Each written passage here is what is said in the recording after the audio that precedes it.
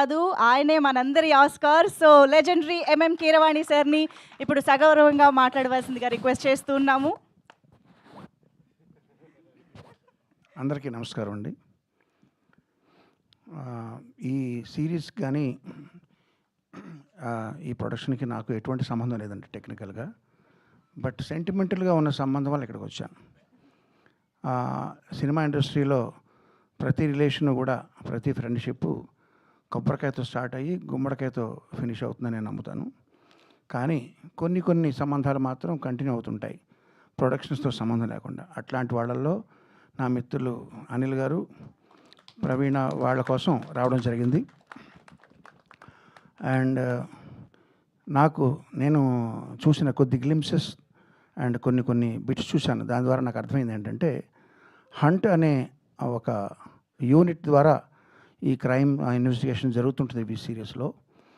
ఆ హంట్ సంగతి ఎలా ఉన్నా, ఆ హంట్ సాకుతో ప్రతి ఎపిసోడ్లోనూ చాలామంది కొత్త ఆర్టిస్టులను పరిచయం చేస్తున్నామండి అని చెప్పారు నాకు. సో ఆ హంట్ మూలకంగా టాలెంట్ హంట్ అనేది సైడ్ బై సైడ్ జరుగుతున్నందుకు ఆనందంగా ఉంది. ఎందుకంటే ఇండస్ట్రీకి చాలామంది కొత్త వాళ్ళు రావాలి. అట్లాగే కొత్త మ్యూజిక్ డైరెక్టర్ సుహాస్ కూడా నా ఆల్ ద బెస్ట్. విన్నాను కొన్ని అతని బిట్లు చాలా బాగున్నాయి. అండ్ అంతేనండి, ఇది ఆల్రెడీ #1 స్ట్రీమింగ్లో ట్రెండింగ్లో ఉందని తెలిసింది. All the best Nandini and Aditya Hotstar టీమ్కి. చివరిగా ఒక హుక్ లైన్ అడిగారు. పాటల్లో హుక్ లైన్స్ ఉంటాయి కానీ ఇలాంటి సభల్లో హుక్ లైన్స్ ఉండవు. బట్ స్టిల్ అడిగారు కాబట్టి చెప్తాను.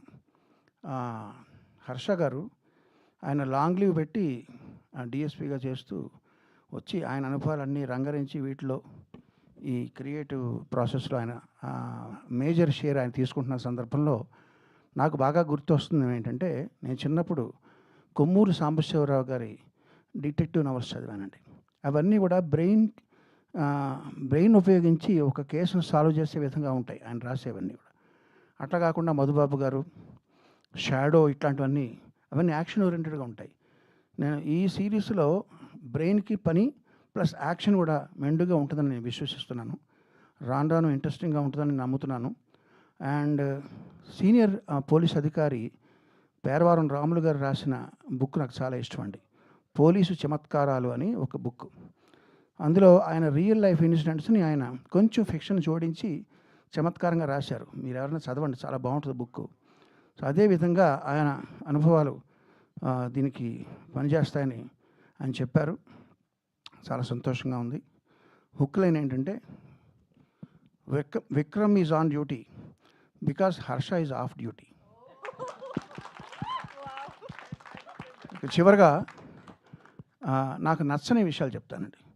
అనిల్ గారు అంతా బాగానే ఉంది కానీ ఆ బయట కటౌట్లు, ఆ పోస్టర్లు అవన్నీ నాకు ఇష్టం ఉండదండి. వాటి మీద వాడే కాస్తంత డబ్బు సేవ్ చేసి, ఇందాక బొకే ఇచ్చారు, అవన్నీ తోటలో కాసే పువ్వులు ఇలా తీసుకుని ఇలా పాడేస్తాం.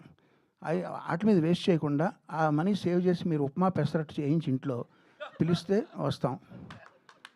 అదేనా కొంచెం వంట పడుతుంది అదంతా. ఈ పోస్టర్లు ఇవన్నీ మనకి ఎందుకండి, కటౌట్లు, పోస్టర్లు ప్లీజ్ ఇక మీద మీరు ఆపేస్తారని నేను ప్రగాఢంగా విశ్వసిస్తూ, all the best to the team, all the best to Gnapika and Hotstar. Thank you sir. Thank you so much sir. ప్రతిసారి మీ హంబుల్నెస్, మీ చమత్కారం మమ్మల్ని ఇలా లవ్లో పడేస్తూనే ఉంటుంది. Thank you so much for coming here and for your wishes and so honoured to have you here sir. Thank you so much. Keeravani గారికి అందరూ ఒక్కసారి గట్టిగా చప్పట్లతో